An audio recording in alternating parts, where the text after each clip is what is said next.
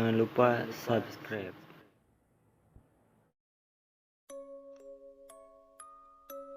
Seperti apa solusi yang kau tawarkan itu, Yul?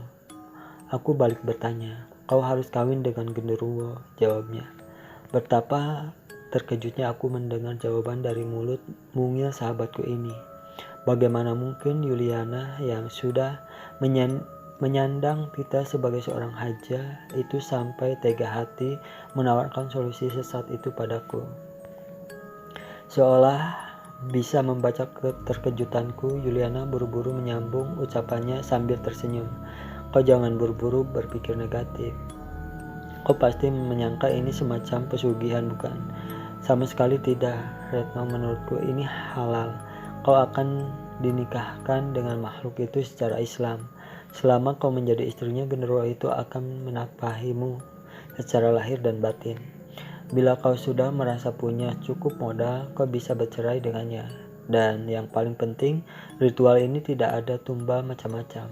Asal kau tahu saja, aku bisa seperti ini juga karena melakukan ritual itu. Setahun lalu aku meminta cerai sebab aku sudah merasa punya cukup modal untuk berusaha sendiri. Genderuwo itu bersedia menceraikanku dan sekarang hidupku tenang sebab aku juga bisa menjalankan ibadah.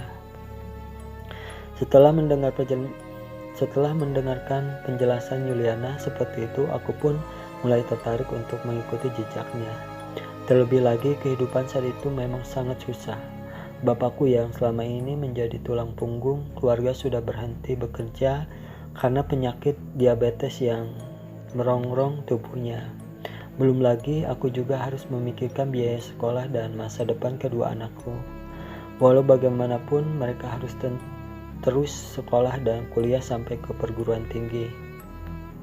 Dengan kedua alasan tersebut, akhirnya aku meminta Yuliana untuk mengantarku ke rumah orang pintar yang katanya sudah biasa memandu ritual kawin dengan genderuwo itu. Singkat cerita, Yuliana mempertemukan dengan Ki Badrowi, sebutlah begitu, paranormal yang biasa mengawinkan manusia dengan genderuwo.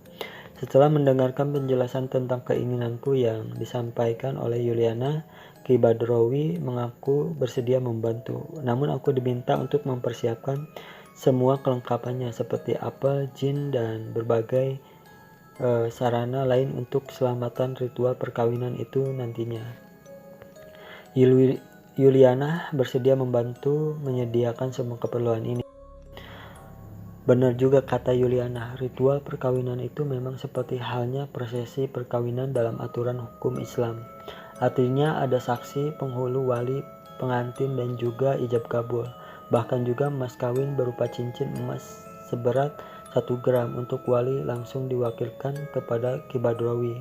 Sebab ayahku memang tidak mungkin bisa dihadirkan. Jadi dalam prosesi pernikahan itu, Ki Badrowi bertindak sebagai wali sekaligus penghulu. Karena mempelai lelaki tak bisa dilihat oleh mataku, maka prosesi ijab kabul pun sangat janggal menurutku. Sama sekali tidak ada ucapan akad nikah, meski kemudian wali dan saksi langsung mengesahkannya. Ia juga terasa aneh. Setelah prosesi pernikahan selesai, Yuliana berbisik di telingaku, suamimu itu tampan sekali, Retno. Kau beruntung mendapatkannya. Tampan? Bagaimana mungkin Yuliana mengatakan ini padaku, padahal aku sama sekali tidak melihat keberadaan suamiku itu. Apa memang Yuliana bisa melihat perwujudannya sehingga ia berkata demikian?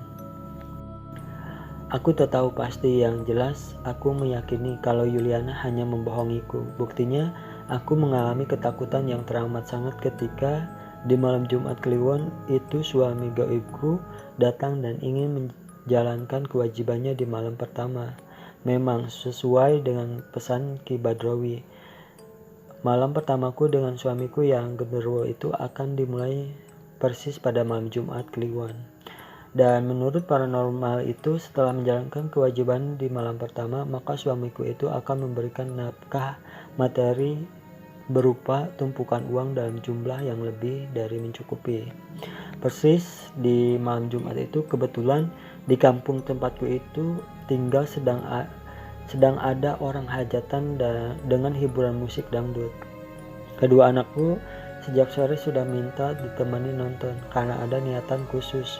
Sudah tentu aku menyuruh mereka pergi nonton sendiri-sendiri. Yang tinggal di rumah ayahku yang terbaring sakit dan ibu yang selalu setia menemaninya.